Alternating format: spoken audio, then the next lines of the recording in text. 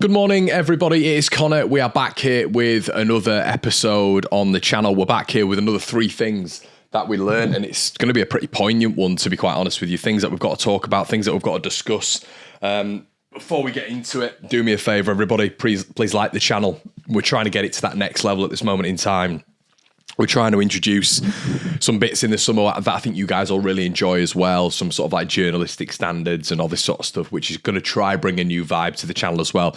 New bits, new segments and stuff. And I need your support with all of this as well. We've got Patreon episodes coming today. We've got Across the Pond, which is going to be in depth. We've got the debrief coming tonight, but we've got another Patreon episode with Oscar coming over the next couple of days. And obviously Generation Leeds. It's well worth it, everybody. For £4 a month, you might as well just join. It is well worth it, and you can always cancel your membership if you don't fancy it as well, so it's well worth a little bit of a trial. We've got merchandise as well, link in the description below, and yeah, you've got all your good stuff, your Archie Gray merch, your Jorginho Rutter merch, all this sort of good stuff that quality wise I have to say I think is very decent. So anyway, let's get into it, shall we? So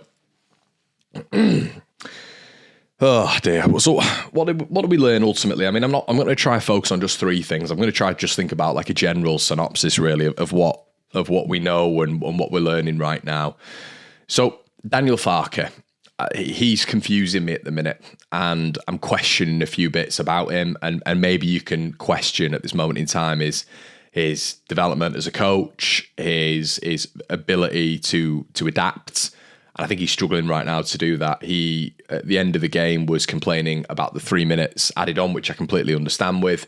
At the sort of beginning of the game, he was given his sort of his almost diagnosis as to why Bamford has to start every game, really, in comparison to Joseph. And I just think with what he's saying at the minute, it's a little bit muffled. He's complaining about 3 minutes added on, and his substitution timings have never changed all season. He's a stubborn git, and his substitutions won't change, and it's almost like he's trying to prove a point. That's how it feels right now. Did it at Norwich, 100%, in terms of proving points to fans, and it feels like right now, with what he was saying in his press conference about about Bamford starting ahead of anybody else, even you can put Peru into that conversation, he's trying to prove a point that he was a striker himself. He said at the start of the season he can get the best out of strikers, and it's almost like his pet project right now with Pat Bamford. But what he doesn't realise, for whatever reason, is that could come to bite him on the arse at the end of the season when potentially we don't go up with Pat Bamford missing big chances, which we know he's capable of doing because he's a streaky player with no consistency. So the facts are he's going to start him every single game toward the end of the season. That's not going to change. So we've got to live with that right now. But he'll die on his sword if it goes wrong, Daniel Farke. And we know what phase Bamford's in now, because that's what he is. He's a phasey player, streaky player.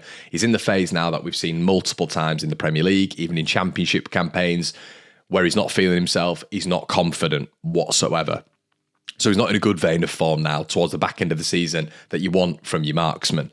I never question his work ethic. I thought he worked quite well last night, but he's just, at this moment in time, not good enough. He's not potent enough. And the most striking thing about it is the fact that we've got someone or people on the bench who've proven that they can score goals, even with Joel Peru. I'm not a massive fan of him at the minute, but he can show something different to Patrick Bamford. And Joseph is hungry, you know, and I don't understand what he's doing really. The Chelsea game where Joseph, in my opinion, was second only to Archie Gray on the pitch, didn't even come on against Huddersfield in the next game. I don't know if he's trying to prove a point. There was no injury there whatsoever, but he didn't even bring Joseph on. Bamford started the full game. And he came out and obviously addressed this in his press conference the other day, essentially saying that fans have got to, really what he's saying is fans have got to stop overhyping Joseph and stop criticising Patrick Bamford. So we know what he's going to do going forward. This is a Patrick Bamford season to finish. And listen, we'll see what he does. I don't think he was awful last night, but once again, it's just sluggish touches, it's poor layoffs, it's poor hold-up play. I'm not seeing him jump for balls anymore, and I'm just seeing a player devoid of any confidence.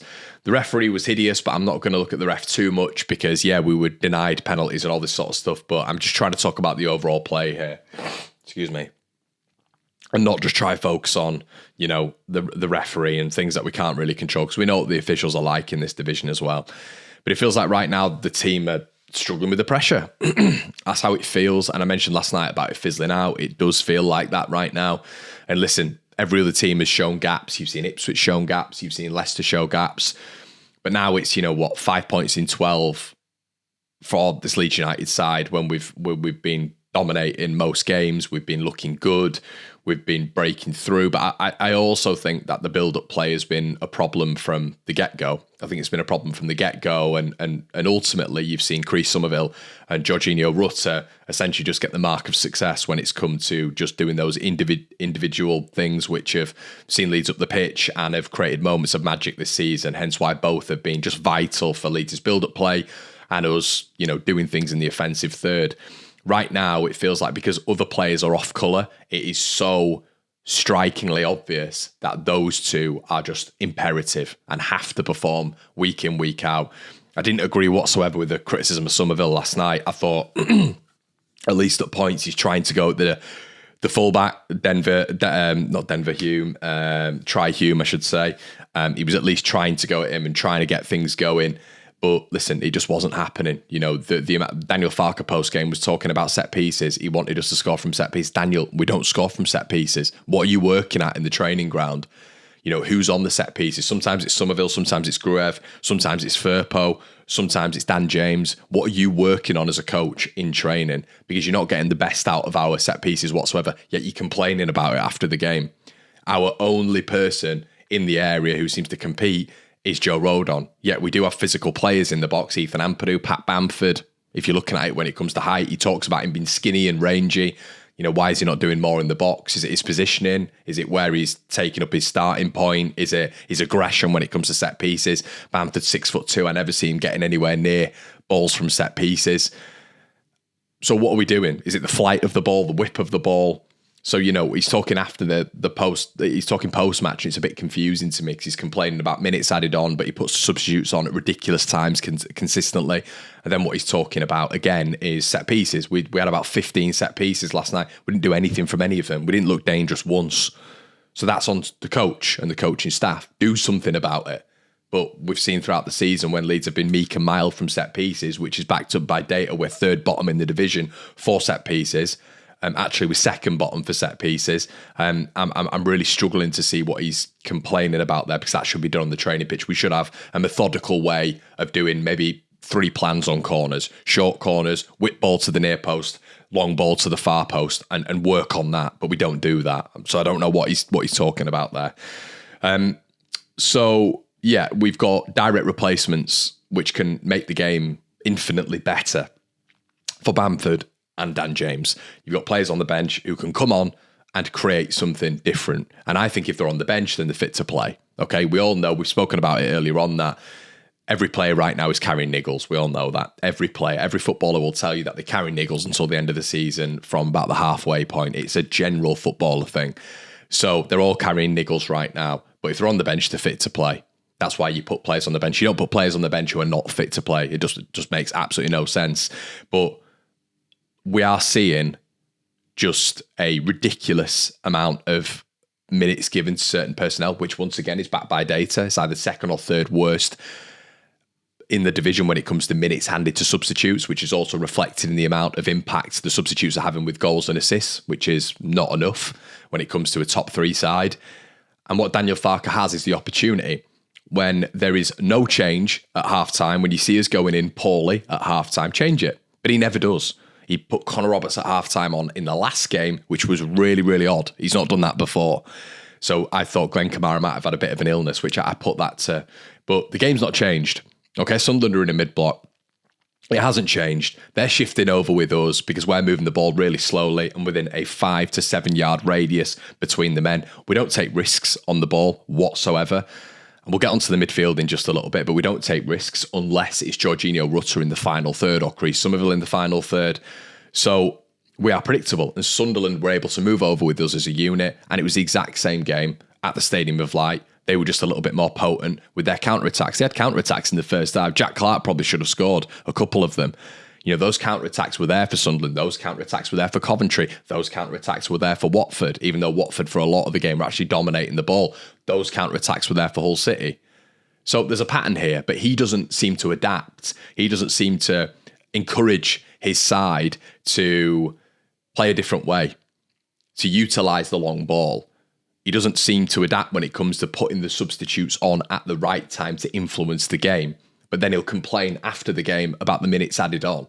Well, the minutes added on wouldn't be a problem if potentially you'd won the game earlier on by putting your better players on the pitch who are full of confidence right now, but who aren't on the pitch, who maybe you should have started, but you haven't, so they're not on the pitch. If you put them on a little bit earlier, that would probably solve a lot of things here, but you've not done that. So Nonto came on. I thought he was bright when he came on, to be honest with you. Perot came on, didn't really get into the game. Joseph didn't really get into the game. You know, you're giving these players bare minutes, and Roberts as well. So the game needed to be changed at halftime. He didn't do it again. So you give him a little bit of slack. 60 minutes, at least change the game at 60 minutes, like we see Ipswich do every single week, really. And we saw them do that earlier on in the season. It'd be an obvious change when it come to Harness, when it come to Omari Hutchinson. And you'd see the same changes come on week in, week out. Nathan Broadhead, every single game on about the 60th minute, and he'd give them time and they were getting results from it. Farke doesn't do that. He seems to be stubborn in his mind, and he will not make changes until he feels like it is literally powder puff stuff that we're going to score. So then he'll make the changes, which I don't think is good enough. I don't think it's proactive enough. Says a lot. We saw it online. Joe Rodon and Ethan Ampadu had higher expected goals and higher expected assists last night from centre-back than our midfielders, and then Bamford and James.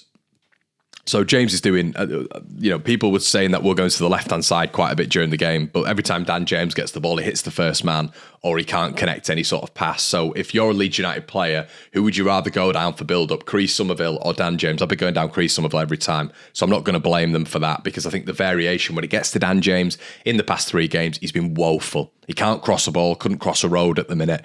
And his connection with the ball, as I've mentioned before in the previous video, is like a 5-year-old trying to connect with the ball for the first time. He just seems to look up at the sky, does the old Jack Harrisons and runs back. And it's just like I thought Dan had really developed in terms of composure.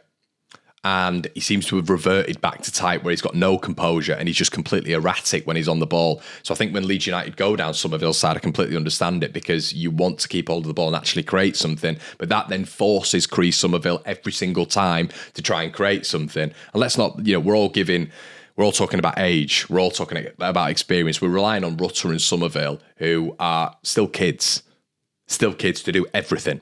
And let me get on to a little bit of why this is a big problem. I don't understand what Gruev does. Don't understand it. I sort of came on here and unpopularly, that's not a word, but unpopular, as an unpopular opinion, I said after the whole game it wouldn't have changed, because he doesn't offer that much to penetrate a Hull City midfield or to influence us going forward, or even to create spaces and galvanise us in these pockets of space in our own third. He doesn't do it. He gets the ball and passes it sideways. He is symptomatic of Daniel Farke football at the minute. Just doing the easy thing with the handbrake on and the safety on. Doing the easy thing that's going to get your passing numbers up and your accuracy up, and fans are going to go online and say, well, Gruev's got a 99.9999% accuracy rate. He doesn't do anything. He takes the ball over and that's it. He's a glorified Adam Forshaw at the minute, and I need to see more from him. The midfield offers nothing. And I didn't say it last night because I didn't want to do it too much, but I think it is right after reading some of your comments as well. The midfield were completely hiding last night. They didn't want the ball. They're not going over to the ball and demanding it. Job's on Gruev, and I think he was quite aware of that throughout the game, and Kamara didn't want it. So you're not wanting the ball. And it's difficult for me because I keep talking about the Bielsa-isms, but the risks that those boys would take, your clicks going forward every time, making those risky balls, Pablo Hernandez, Calvin Phillips, it was a different system, but how brave they were on the ball to get the ball and to dictate it and to constantly go forward and constantly be dynamic and not be scared of losing it, because the risks could be the risk to reward ratio was so greater in favour of reward that they do it. And they were encouraged to do it. Farke's not encouraging them in the central midfield to get on the ball and influence proceedings. He's not.